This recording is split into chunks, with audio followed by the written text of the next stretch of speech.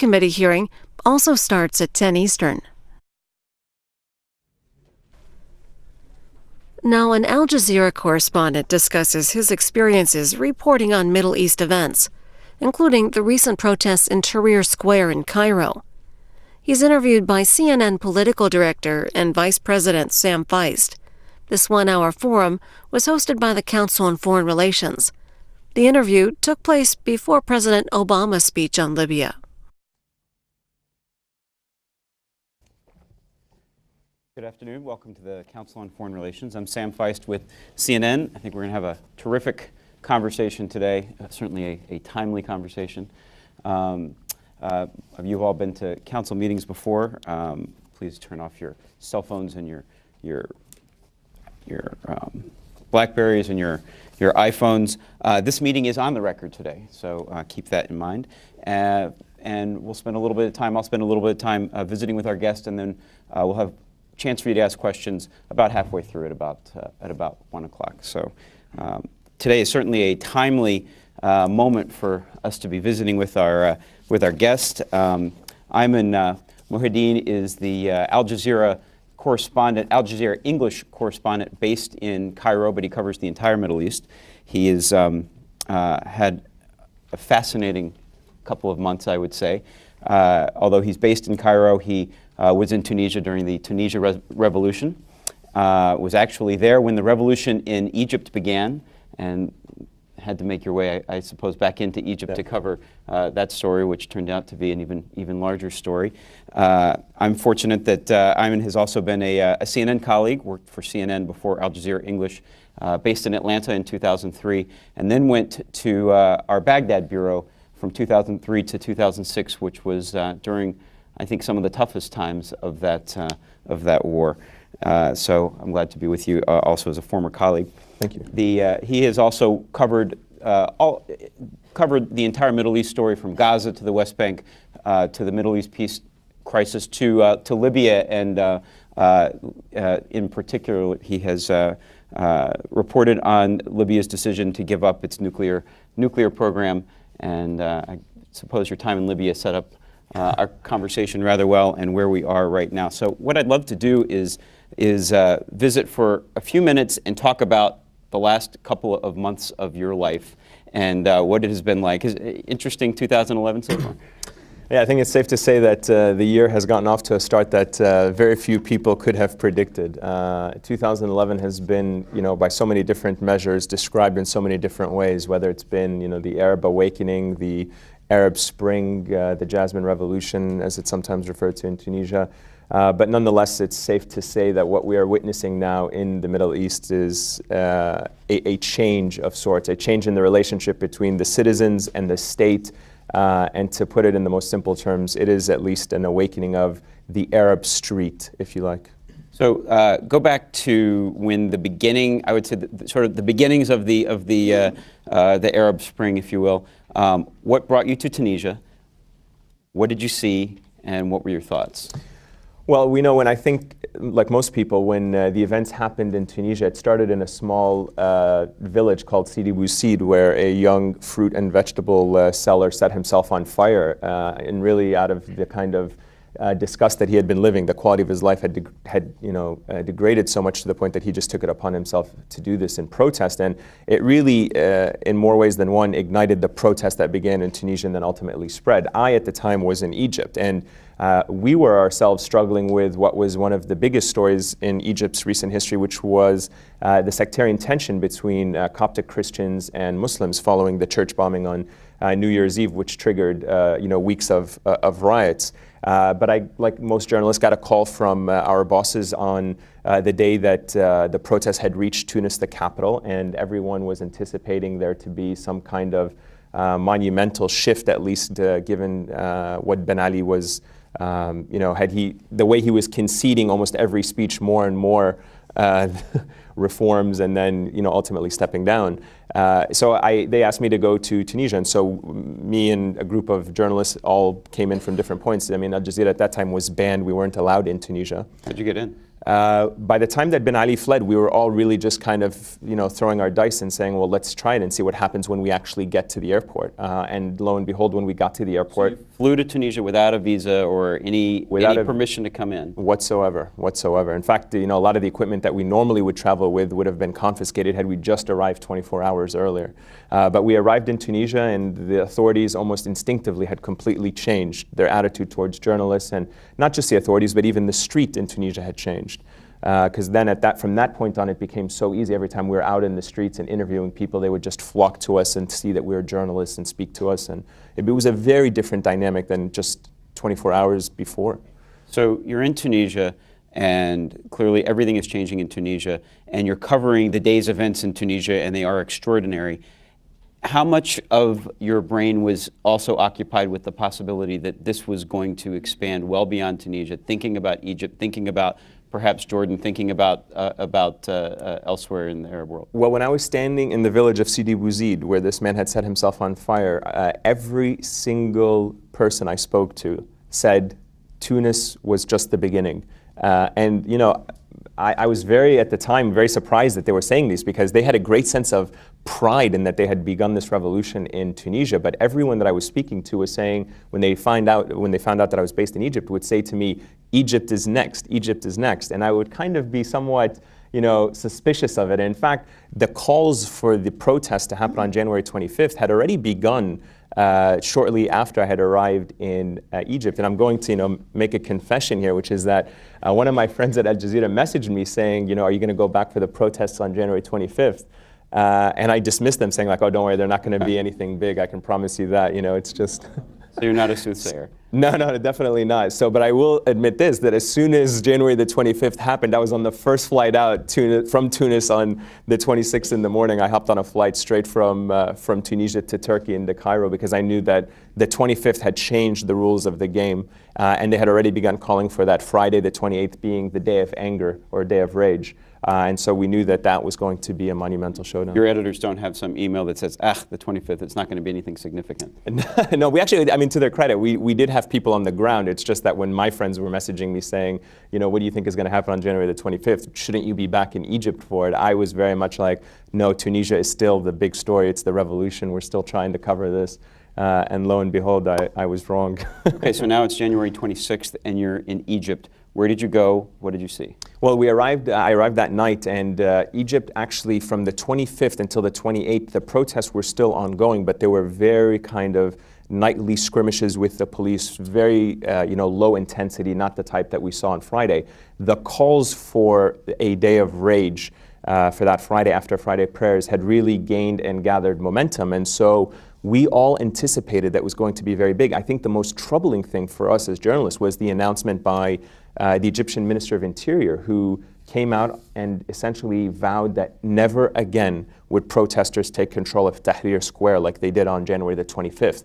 And instantly, the second that you heard him say that, the dynamic in Egypt changed, because everyone was about January the 25th, we have to go back to Tahrir Square. That's where the showdown is going to be. And so the call started to be that on the 25th, everyone after Friday prayers march onto Tahrir Square.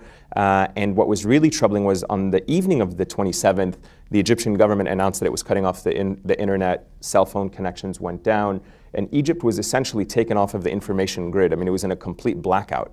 And that really just sent shivers up everyone's spine. This was really unprecedented, what we were about to witness. And we had, like any other news organization, begun our preparations, anticipating it was going to be a very big day. We had deployed teams across the city. I personally went to Friday prayers with Dr. Mohammed al-Baradei, and to see how he was going to be treated, how he was going to be received. He himself had flown into the country just a few hours earlier from Vienna, when everyone was beginning to build up these protests.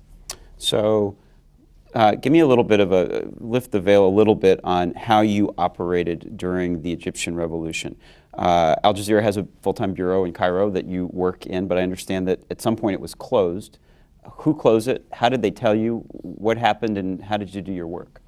Yeah, Al Jazeera, I think, as most people here know, was shut down. The way I usually describe it is that we were subject to really two different campaigns, the official campaign and the unofficial campaign. The official campaign from the government, essentially they jammed our signal, they came to the office and confiscated our equipment, they detained our staff, they revoked our licenses, they took off our accreditations physically off of us so that we had nothing to prove that we were journalists. And so that was really the official campaign that the government unleashed. The unofficial campaign, which I sometimes think is slightly the bit more dangerous one, is the incitement that happens, which is you have senior officials of the Egyptian government coming out, like the Vice President Omar Suleiman, and blaming what is happening in Egypt on friendly satellite channels belonging to friendly countries, and then going on Egyptian state television and having people call in and just create this incitement against Al Jazeera, which then spills over into violence, which means people come to our offices with sticks and knives thinking that we have become legitimate targets. And on more than one occasion throughout the course of the revolution, our offices were attacked. We had people show up outside when we left our offices and gone to a nearby hotel, showing up outside with these posters and knives demanding that the hotel security turn over Al Jazeera staff. And I think that public incitement How did people know where you were? Well, at that point when we left left our office, everyone took refuge in essentially this hotel that was just next to the bureaus. I mean, most of the media is concentrated in one corner block in Cairo. And they could see that there were a lot of cameras pointed out there. And I think it became very apparent where Al Jazeera and a lot of other networks were. I mean, that was never a hidden fact. And so the pro-Mubarak protesters, when they gathered on that day, the infamous day of the camel attacks on Tahrir Square, essentially just came over to the hotel where a lot of the journalists were and demanded that the Al Jazeera staff be brought out. And how much time did you and your teams spend outside of the hotel versus wandering around with the square, knowing that other journalists were getting beaten, some American journalists, as we know, were injured? Were you inside, outside? Were you trying to do a little I never both? stayed at the hotel, and I never actually worked out of the hotel. I stayed very much kind of street level. And we, to our credit, our bosses, when they were anticipating this tension towards Al Jazeera, really made the decision, a conscious decision, to keep as many of us in terms of our equipment in safe areas. So we actually can put some of our equipment in Tahrir Square. We hid it in an apartment in Tahrir Square, and that became one of our focal live shot positions for the course of the entire revolution. Other times our staff, we were always out in the field. I don't think that we ever at one point reported simply from the refuge of the hotel. We would just use the hotel, as most people at the end of the day, just as a place to actually stay. But me personally and the crew that I was working with, never once did we stay or operate out of the hotel. Speak personally, was it frightening knowing that there were pro-government thugs out there who would have liked nothing more than to, well, if nothing else, arrest you and perhaps worse, because Al Jazeera wasn't at the top of the government's favorites list? How did you feel moving around? How did you feel going in and out of the square, going in and out of the hotel or your workspace? Yeah, it was extremely frightening. I think it was, I've been in a lot of difficult situations from Iraq to Gaza, but I think this one was slightly a little bit different. It seemed almost personal. In other situations, you're almost a product of the environment that you're in, which is a violent environment. I think here you were always looking over your shoulder, knowing that you were Al Jazeera and that you knew that you could be in one pocket at one point where those people around you were not necessarily fans of Al Jazeera, and therefore you would be targeted. So it was extremely frightening, but I think at the end of the day, I looked at it very much like ordinary Egyptians, which was these are the tactics of the regime that ordinary Egyptians have suffered from for decades. These attacks that we saw, these camel attacks and the pro-Mubarak supporters, this was something that ordinary Egyptians had been accustomed to. So it wasn't something that we've seen it in elections, we've seen it in political rallies, we've seen it during protests, and we knew that as accredited journalists with the Ministry of Information, it wouldn't be hard for any ministry official to give out our information to pro-regime thugs and then have them knocking on your door in the middle of the night or anything like that. These were all part of the environment that we had grown used to. So it's always an awkward position for a journalist to be the story rather than just be covering the story. And in Egypt, other places as well, but certainly in Egypt, Al Jazeera became a part of the story.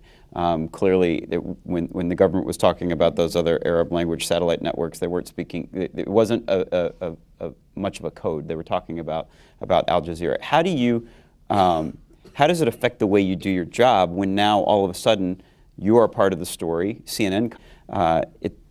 Give me a little bit of your thoughts on that. Well, the way I look at it is really, this was not by Al Jazeera's design. This was by the government's design. It was the government that was putting Al Jazeera in the crosshairs. And I think that was a testament to the quality of the journalism that was coming out. I mean, these are governments that have existed on the ability to control information. And one of the things that I've been saying really is that these are the first revolutions that we've witnessed in the information age. Information was such a catalyst behind these revolutions. I mean, information, whether it was satellite television, the internet, cell phone technology, really shrunk the space and time by which this information, went from Sidi Bouzid all the way to Egypt. And when people talk about these revolutions, the fact that they can go from Yemen to Syria to Morocco, the ability of information to carry that message is what is so powerful. And that's why I think governments are extremely afraid. In that sense, Al Jazeera is no different than the fact that the Egyptian government shut down the internet. I mean, they looked at the internet as a threat just as much as they saw Al Jazeera. The difference here is that Al Jazeera as a single entity was singled out. For me, it's really, it's unfortunate, but as a journalist, I just have to stay focused. And I think all of us really, to our credit, stay focused on the story in terms of what we are doing and not get sucked into being part of the story, whether it's the Egyptian government or other media that's reporting on it. When the Egyptian government shut down everything, the internet, cell phones, how'd you do your job? How did you guys operate during that time? How did you get information? How did you get information out? Well, this is a really good question. Actually, we had a few, as you probably know, we use a lot of small technology, satellite equipment that we had with us in the country, like BGANs and other things that we use in order to kind of circumvent the limitations of relying on the local information infrastructure. So that was one way that we were able to get pictures out, we were able to get video out, we were able to do our live shots and our reporting. But one of the most important components of it was the internet, because internet had become such an important tool. And personally, here in the US, where Al Jazeera is not regularly viewed, we knew that the internet was going to be very important. So one of the things that I did going into the revolution, we knew the internet was going to be cut off. I actually gave access to my Twitter account to a very good friend of mine, and I told her to just constantly update whatever she sees on Al Jazeera English on Twitter. And so it became this huge thing, because I remember I went from 3,000 followers to suddenly 20,000 followers in the course of 3 days. But the information that people... And you don't get credit for any of it because it wasn't even you tweeting. It was not me tweeting, and I've confessed as such online so that people know that I wasn't trying to take credit for it. But it was a really important thing, because people were not getting their information exclusively from television. They were getting it from alternative media, whether it was Twitter feeds or Facebook.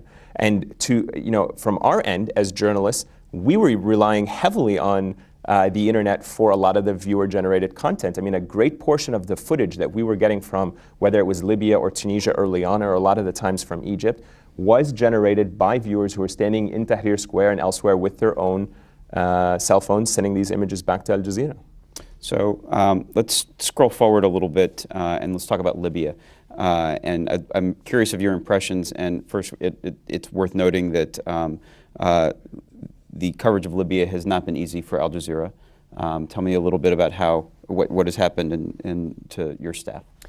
Well, unfortunately, we've had one of our cameramen killed, Ali Hassan Jaber, who actually I had the privilege of knowing from and working with in Gaza, was killed in Libya a few weeks ago. We've had some of our staff detained and currently in the authorities. We've had others that have been shot at, their vehicles ambushed. So, I mean, I think it's safe to say that Al Jazeera has paid a very heavy price for its coverage in Libya, just along with so many other journalists like the New York Times and other photographers that are there. But I think it goes to show the degree of violence that is willing to be used by this regime to silence what is happening in Libya. And so, how is Al Jazeera free to report now from Libya? Are you in where are your locations? We have teams in Benghazi, we have teams in Tripoli, and we have teams that are constantly moving with the flow of the front line, so to speak. So they've been as far away to Ajdabia, sometimes even beyond that, other places, and then depending on the security assessments, they constantly revisit it. But they're operating freely in the sense that they are on obviously one part of the story. The team that is in Tripoli was there by the invitation of the Libyan government, so they have the same restrictions and impediments that you would suspect of having by being brought in by the government. They're only allowed to see a certain part of the story. So Let's talk a little bit about the president's speech tonight. Is obviously a significant moment. He has worked hard to point out that, or to suggest that the United States is not taking the lead in the Libya operation, and is quickly handing over command and control of the operation now to NATO. That this is a coalition. This is not the U.S. driving it. Curious of your thoughts about that, and if your viewers and I know Al Jazeera doesn't take a position on it, but if you, just based on your sense of the region, if people in the Arab world believe that, do they see this as a U.S. operation? Do they see this as a truly international, led as much by the Arab League because of their call for a no-fly zone as by France, by Qatar, by Britain? I don't think that my reading of it, and from the people I've spoken to, I don't think anyone looks at it as an American operation. I think they look at it as a Western operation. But you'll be surprised to know that I don't actually think that a lot of people think that's a bad thing. I think for the first time really in a long time, there's actually a convergence of interests. And surprisingly, a big part of the Arab street is in favor of military intervention to protect the Libyan people. So you'll be surprised to think that even though right now there is this extreme caution on the part of the United States to not be perceived a certain way, or its military intervention being perceived a certain way, this is one of the unique opportunities in the history of American military involvement in the Middle East, where the Arab street is not looking at what is happening in Libya as an attempt by the United States to impose its own objectives onto the region. Now, that's at this stage in the process. There's always that skepticism because of America's large military footprint in the region. There's always a little bit of skepticism, and there's no doubt that even what adds more fuel to the fire is the fact that Libya's largest natural resource is oil. I mean, had it been bananas, it might have been a slightly different discussion. But the fact that the United States is engaged now in this military operation is not something that people are necessarily upset about. And one of the biggest evidence of that is that for the first time in the years that we've spent covering the Middle East, in the past 18 days, in the past 18 days of the Egyptian Revolution, I never once saw an American flag being burnt in Tahrir Square, neither in Tunisia, neither in Libya. And I think the fact is, despite the common knowledge that most Arabs have that the United States government supported so many of these regimes, financed them, equipped them, they didn't hold that resentment towards those regimes as they were crumbling, as they were, fleeing in different areas. And that's to the credit of the people making the distinction between the policies and the United States as a country. You contrast that with some of the other protests that you've covered in the Arab world since you've covered the Iraq War. You're an American citizen. You work for Al Jazeera English. Just give me a sense of what you've seen before versus now. Well, I think that to a great extent over the years there was a huge amount of animosity towards the American government for its policies, particularly not just in Iraq and elsewhere, but also one of the biggest problems is the Israeli-Palestinian conflict and America's perceived bias in trying to address that particular conflict. That resentment over the years has created a sense where ordinary Arabs do not trust the intentions of the United States government. They look at the United States foreign policy as a interest-driven foreign policy, not a value-driven foreign policy. And despite the fact that the United States espouses these ideals and values, it doesn't resonate with ordinary Arabs because the actions don't add up with the rhetoric. In this particular case, there is, as I was saying, a convergence of interest, which means that ordinary Arabs, particularly those in Libya, want the ousting of Muammar Gaddafi because he has demonstrated the kind of violence he is willing to use to achieve his aims. They believe that in the absence of any other type of interference from Arab states, which we all know are really incapable of imposing a no-fly zone or actually defending the Libyan people, the only option was Western military intervention. And I think this is why this unique situation has arisen, whereby the West can militarily intervene in a country like Libya and not be seen as part of an imperialist operation. The question is going to be, how big the military operation is. Are we going to see boots on the ground? What are the long-term attempts by the United States to shape the rise of a new Libyan government if it does happen? And to what extent there's going to be an engagement with the emergence of a new Libyan government? I think these are the questions that still have to be answered. Okay, so I'll use your expertise as both an American and an observer of American politics and an observer of global politics. Who do you think the president's audience is tonight? What do you think he's trying to achieve or needs to achieve? Well, I would certainly have to wait and see what he says, but I would say that I think his immediate audience is definitely the United States. I think there's a great deal of concern, and just from watching and reading a little bit of the commentary that has been in American media, there's a great sense of concern. And I keep hearing this question, who are these Libyan rebels? What are we Who are the Libyan rebels? The Libyan rebels are Libyan. And I know that sounds very simple, but I don't think that you should dismiss that, because there is this tendency sometimes to kind of overanalyze the situation to the point that we are talking about Libyans as if this revolution was somehow not organic. Let's not forget where these revolutions began. These revolutions began with ordinary Arabs in places all across, and in Libya is no different. The Libyan revolution began as a peaceful protest on February 17th. It turned violent when Muammar Gaddafi ordered his army to open fire to suppress the protesters, which his own army refused to do. So it's not what we saw, for example, in Iraq and Afghanistan, whereby there was an injection of foreign fighters, people coming to fight in Iraq, people ideologically driven by, this kind of even though I don't like the term, but how it's described sometimes in Western media as this jihadi mentality. That's not what we're seeing in Libya. So yesterday, I was, just very briefly, I was watching one of the Sunday morning talk shows, and the question that was posed was, we don't know whether these are going to be good Muslim extremists or bad Muslim extremists. And I was really kind of surprised that nobody stopped to say, well, how do we know that they're even Muslim extremists? And is there a possibility that they're not going to be even Muslim extremists? They could just be ordinary Libyans?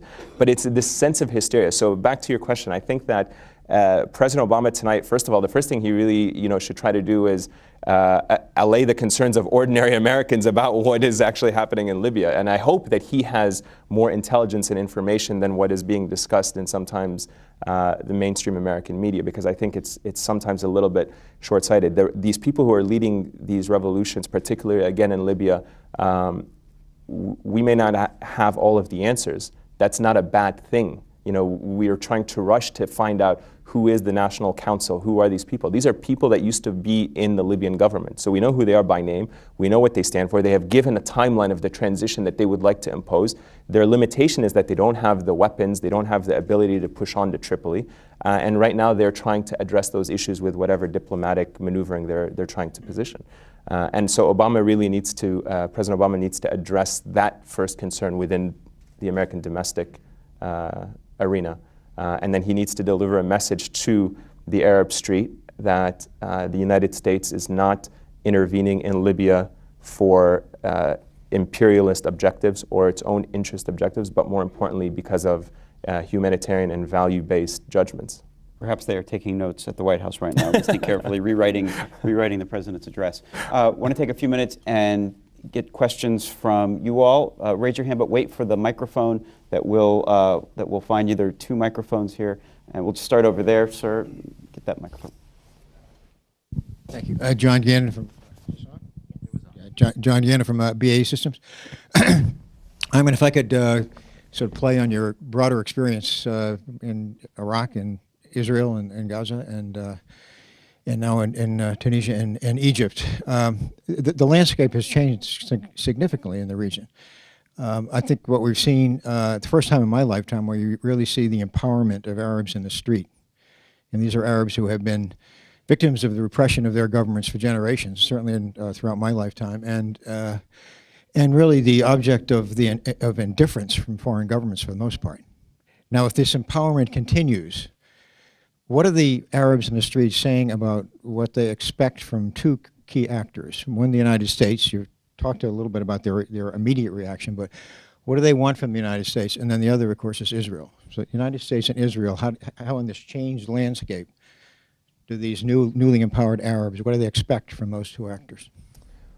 I think actually two very different things. I don't think they want anything from Israel. So I think what's going to happen differently is that if there is an emergence of governments in the Arab world that accurately reflect the will of the Arab street and respond to it, you're going to see a different level of engagement. So in this case, the Arab street wants their governments to interact with Israel differently, not that they necessarily want anything from Israel. Well, you're going to see, for example, like in the case of Egypt, they want to see the interests of Egypt take priority over the interests of Israel. So, for example, they want to see for the sale of natural gas not be sold at a subsidized price when Egyptians simply can't even get natural gas in their own country. They want to see the priority of, like, let's say, the siege on Gaza be lifted because there is a greater sense of empathy with the people of Gaza and Palestinians in general. So they want Egypt's foreign policy to reflect that. They want to see Egypt's national security take precedent over the national security of both Israel and the United States. And I think most Egyptians will tell you that Egypt's national security interests over the past 30 years took a back seat to whatever Washington and Tel Aviv wanted Egypt to do. So when Israel wanted the United States or Egypt to engage in mediation efforts between Hamas and Fatah, you would see a spike. When they wanted to see the siege on Gaza enhanced, you would see the siege on Gaza enhanced. I mean, the underground barriers that they built along the border with Gaza, it was common knowledge, was really at the behest of international pressure to do more to stop the smuggling, despite the fact that ordinary Egyptians wanted the siege on Gaza lifted and a free flowing of people between Gaza and Egypt. So those are just some of the kind of quick examples off the top of my head. With the United States, I think they want something different. I think they want the United States now to engage the Arab street and these Arab governments on a foreign policy that is more value-based, not interest-based. And what I mean by that is they want to see the United States engage Egyptian civil society, universities, think tanks, bring the know-how that America has to the region, but not impose a form or a model of government on the Egyptians. If the Muslim Brotherhood emerges as a political player in the new Egypt, they don't want to see the United States hanging a veto over the fact that it will not deal with an Egyptian government that has members of the Muslim Brotherhood on it. And that, I think, is the type of imposition that I think distance the Arab street from the United States. The Muslim Brotherhood, like any political party, is no different than Shas in Israel, the ultra-Orthodox party. It's no different than the AK party in Turkey. It's no different than Christian Democrats in Europe. They can be political parties that drive their base from religion but play within the secular rules of the game. And they don't want to see this type of Western imposition saying, if the Muslim Brotherhood wins a certain number of seats, we will not deal with them. That kind of tone is what Egyptians want to see end. Do you have a sense now that as the political process moves forward in Egypt and the political parties really begin to form, that the Muslim Brotherhood has a significant amount of support?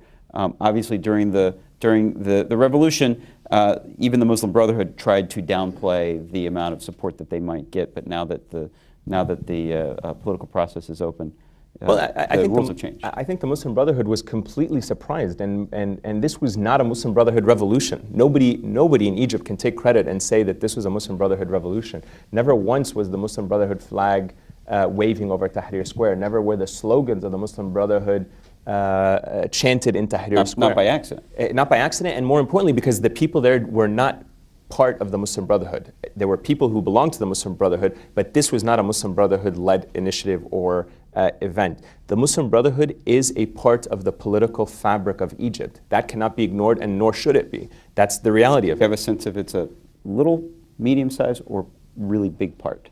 Well, here there's a few ways to assess it. One, and I just give me a second to walk through the sequence. One, they themselves said they're not going to field a presidential candidate. Two, they said they're not going to actually field more than 30% of the seats because that's what they've given themselves in terms of popularity. So in an upcoming parliamentary elections, they're only going to compete for 30% of the seats. Now, assuming they win every one of those, they will not have more than 30% of the Egyptian parliament. That's assuming if they win everyone. I think what we can safely say is that the Muslim Brotherhood in Egypt, they themselves anticipate and they know that their popularity was in large part due to the fact that they were the only game in town besides the Mubarak regime, in the sense that President Hosni Mubarak was the power, and the only legitimate opposition in town were the Muslim Brotherhood. Nobody took any opposition parties seriously. And so even if you were not ideologically in support of the Muslim Brotherhood, even if you don't like what they stood for, you tended to support them just because they were the ones willing to go to the street and oppose the regime of Hosni Mubarak, and they paid very dearly for that over the course of the years. So my personal assessment is that the Muslim Brotherhood, and I can't quantify it, but I suspect that they will not be the type of party that is all or nothing. They will not control everything, and they certainly will not be in the fringes as some other political parties. They will be, I think, very visible, but not necessarily dominant. Another question? Yes, ma'am, green sweater. Up, right back there. State your name and your affiliation, please. Stand up.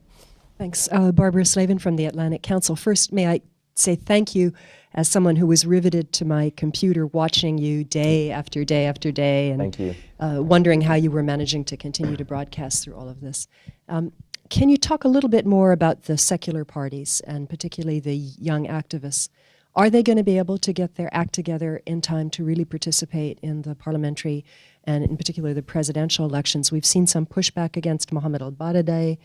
Do you see, Amr Moussa, do you see somebody really emerging now, or should we wait to see a new personality? Thanks.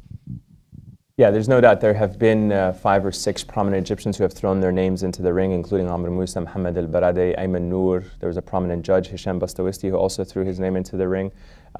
So there are people that are emerging. I think, I'm speaking here more analytically than as a journalist, but I would say that I don't necessarily think that any one of these individuals has a great deal of traction, particularly with the revolutionary groups, because one of the really most unique things about these revolutions is that they're really organic and they're very leaderless. None of these groups, and this is why I'm saying nobody can claim credit for the Egyptian revolution, in the sense that nobody came in rolling from the countryside on a tank. There was nobody in exile that suddenly flew in. They don't have that. It was ordinary people that took to the streets. Now, that's a good thing and a bad thing. The good thing is that it's presented an opportunity of a new generation of Egyptian leaders to emerge. This grouping of revolutionary groups, which have now, I think we can safely say, are in the ballpark between 12 to 13 groups, are not traditional political players in the Egyptian arena. That excludes the Weft Party. They're not in there. Tagamma is not part of it. The Nasserist, the Socialist. None of these parties are part of these core revolutionary groups. Many of the kids belong to them, and many of them support that ideology, but they're not part of it. So I think what we're witnessing now is going to be this emergence of a new Egyptian generation.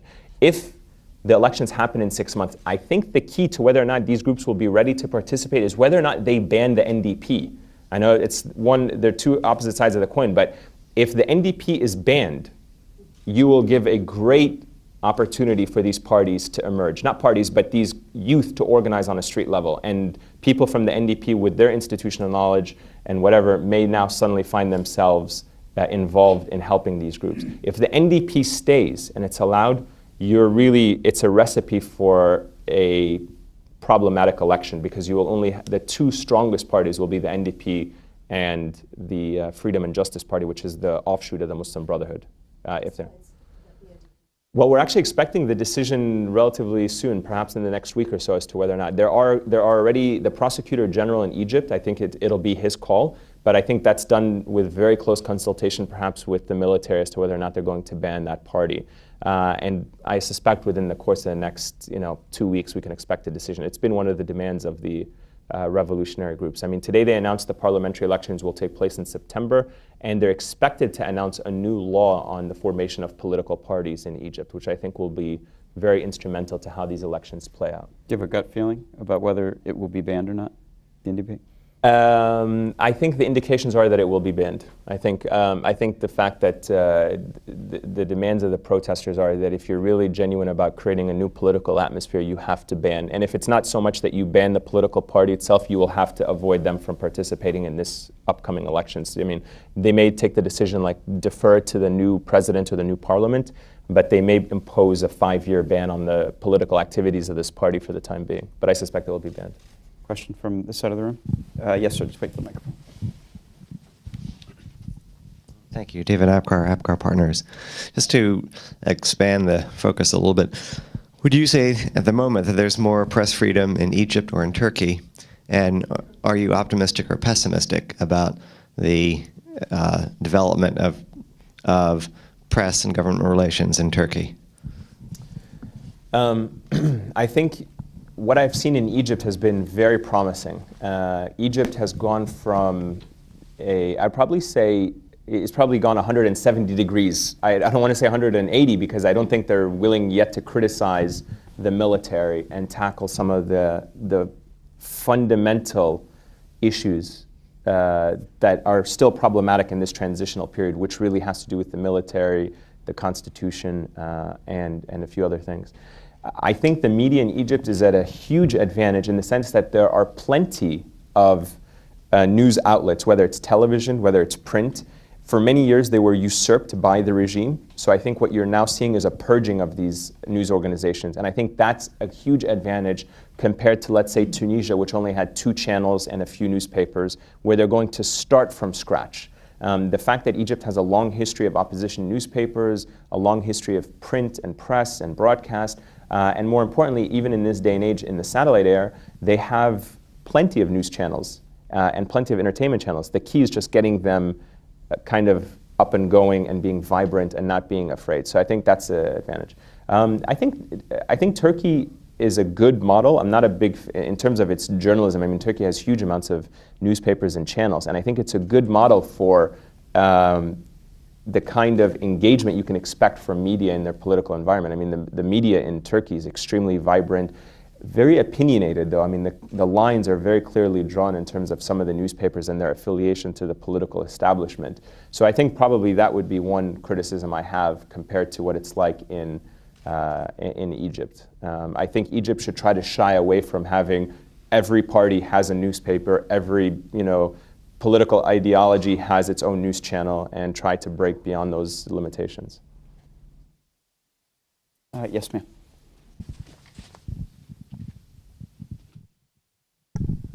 I'm Mitzi Wertheim with the Naval Postgraduate School. This has been an absolutely fabulous session. Thank you very much for what you're doing. I'm really interested in this whole question of the public's expectation about how quickly things are supposed to happen. And I keep going back and saying to my friends, it was 13 years from the time we declared independence before we had a president and a constitution. So my question is, how do you think this is all going to get cramped into a very short period of time to meet the expectations of everyone wanting to get into this new space? I think that's a really good question.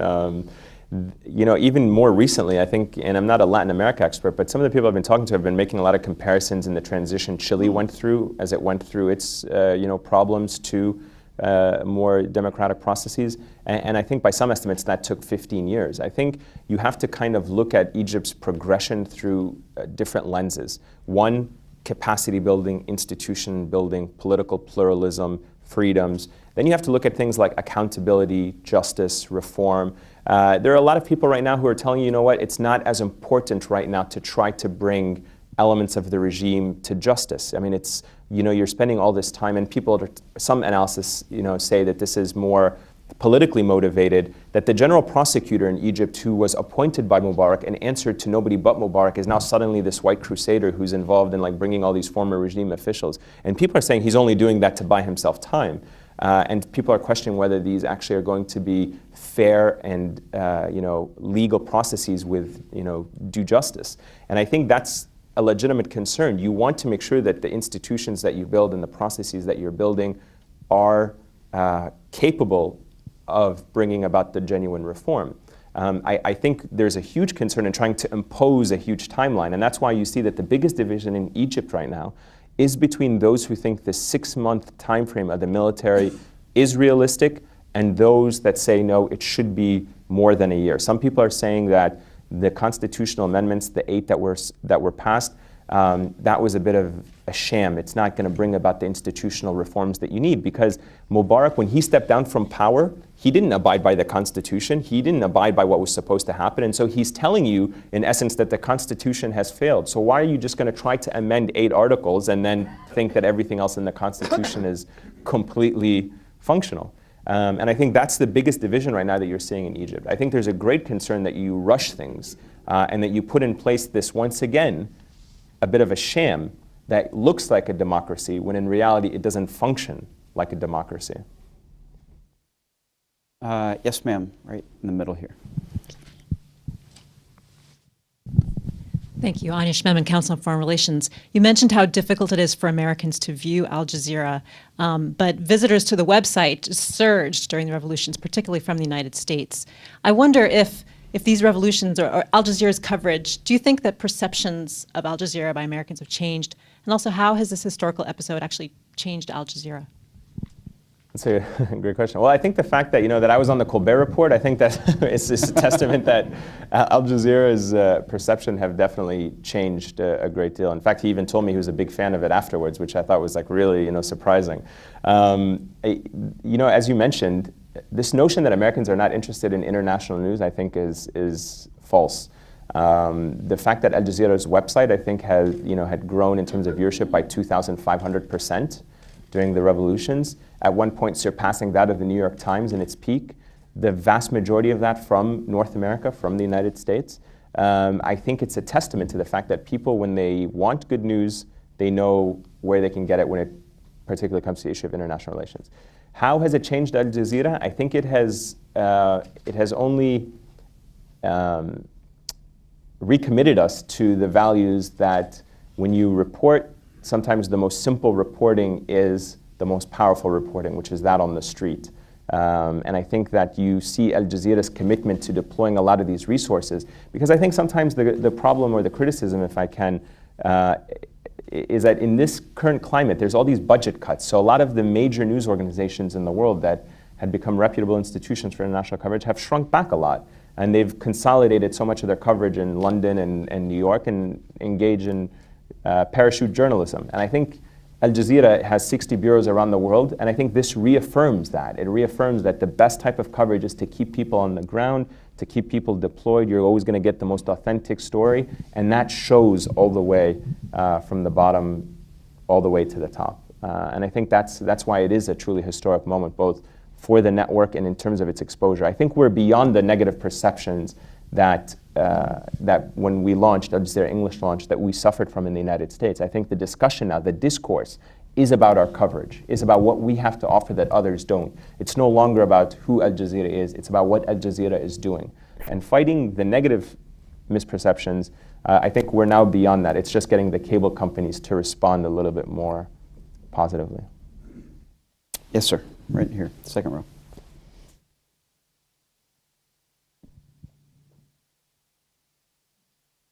Hi, Jonathan Brown, Georgetown University. Looking at the various peoples and parties in the Egyptian political scene, newly opened Egyptian political scene, what is their stance on the Libyan conflict and the Western intervention? How is that affecting sort of their angling or their strategies for getting into power? I think the Egyptian people, particularly the revolutionary groups, have a huge amount of empathy for the people of Libya and for the opposition fighters or the pro-democracy fighters that are engaged in this fight. I think there was actually a great deal of criticism against the Egyptian transitional government, if you will, for not being more supportive of the Libyan rebels. I mean, it's gone so far as some saying the Egyptian government should help now in this new environment, and a quick way for the Egyptian government to re-emerge on the international arena in a credible way by helping the rebels, by supporting them, by giving them material, by whatever support they can offer them, to some saying that they should be engaged more diplomatically, that the Egyptian government should take the lead in supporting their diplomatic initiatives. I think what's problematic in this case is that the Egyptian government is in itself in a crisis, in a transition, so it's not giving it a sense of clarity in terms of what it's doing. It's just beginning to reprioritize its own national security interests, its own priorities. The Prime Minister just visited Sudan. It's expected that Egypt is going to recognize the Republic of South Sudan. So I think these are very important steps that Egypt wants to re-engage in the region as it once used to be considered a superpower. But ordinary Egyptians very much side with the opposition, if you will, in Libya and the people fighting against the Gaddafi regime.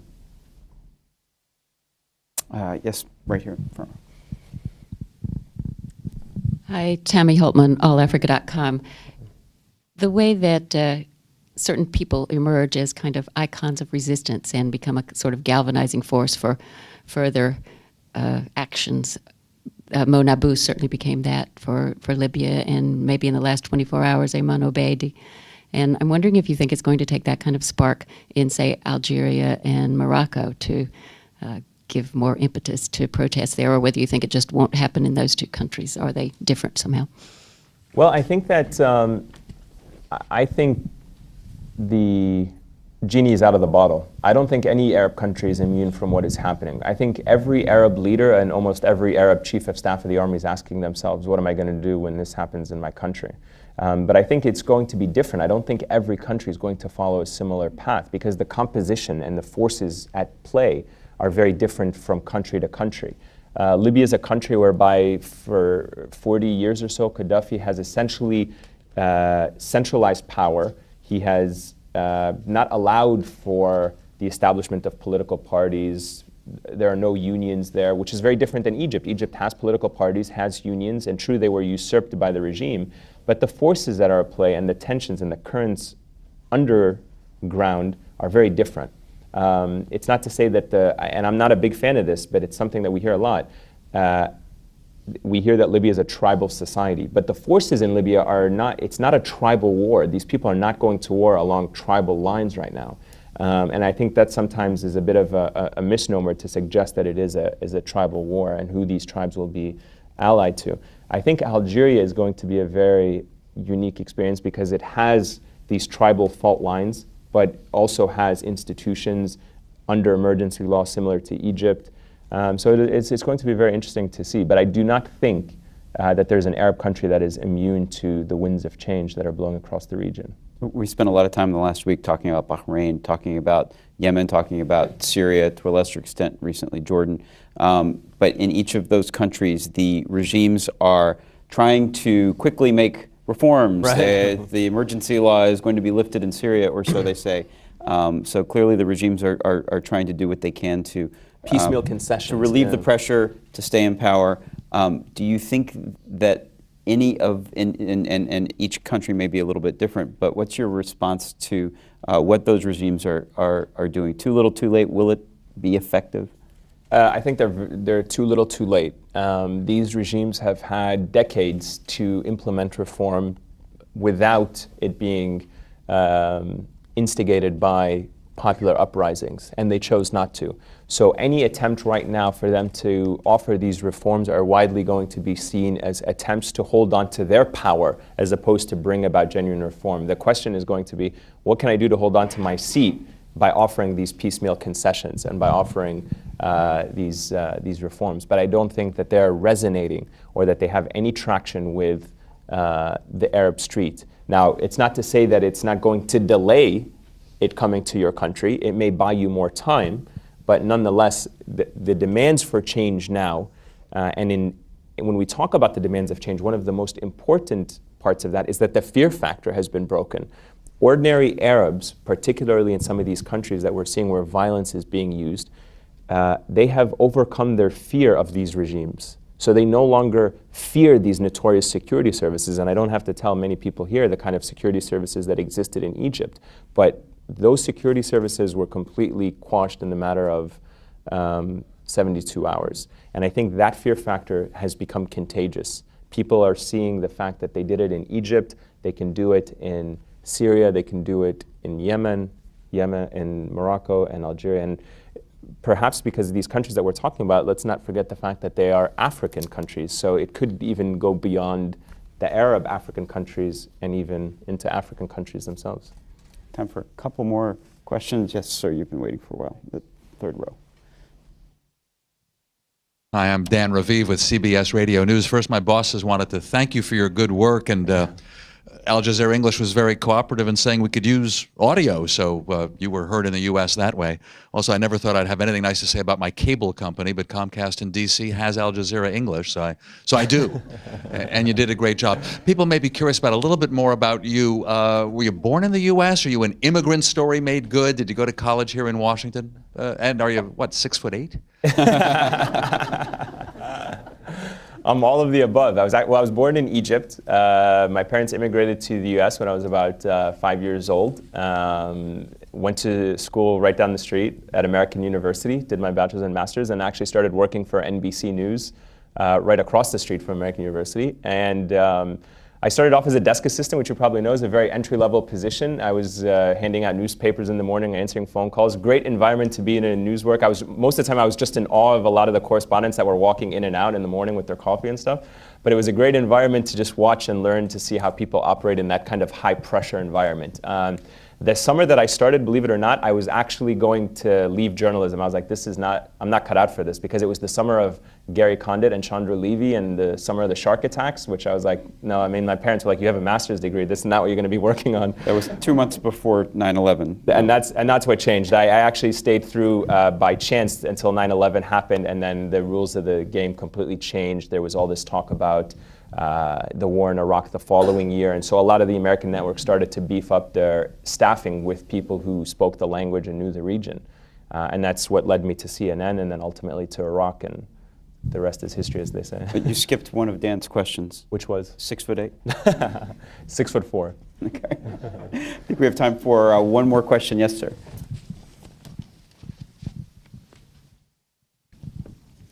Alan Wendt, you haven't mentioned Saudi Arabia in terms of unrest. This is obviously a vital interest of the United States. Do you see any prospects that the unrest will spread there too? There have been some kind of preliminary signs, but anything more serious? Well, you know, the word unrest is probably not the best word to describe. I think the way I look at it is demands for change. Now, whether that leads to unrest or whether that actually happens peacefully, yes, I do think that demands for change and reforms will happen in Saudi Arabia. And I think even the king himself has recognized that. He has offered this huge incentive deal, you know, $80 billion, which kind of makes you wonder where all that money was for the past several years. But nonetheless, you're definitely going to see those demands. The reason why I was saying earlier, every country is different, and every country will take a little bit longer, because the forces that lead to these demands and to these acts of civil disobedience are different. What we are seeing in Bahrain, I personally don't subscribe to it, even though it's perceived as being sectarian, is not a sectarian demand. Yes, the majority of the people that are suppressed are Shia, but their demands are for equal rights, and it's different. And I think what we're seeing in Yemen is different, what we're going to see in Saudi Arabia is different. But I am convinced that no Arab country, including Saudi Arabia, including Bahrain, including Jordan, including Iraq and Sudan, all of these countries are going to demand a new equation between the citizen and the state. Well, I want to thank you for your time. Thank you.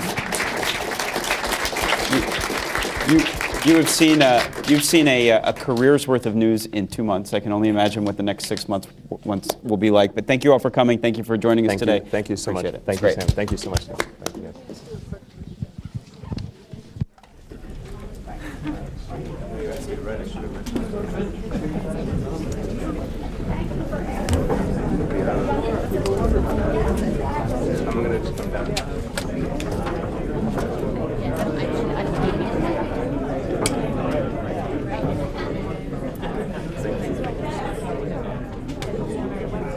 Hey, Ayman, just a personal hello. Dan Raviv. Great to meet you. Great job. Yes, I genuinely think that it's going to have a huge impact on women. I think in Egypt, Mabruk. It was fantastic. Thank you so fantastic. much. Thank you.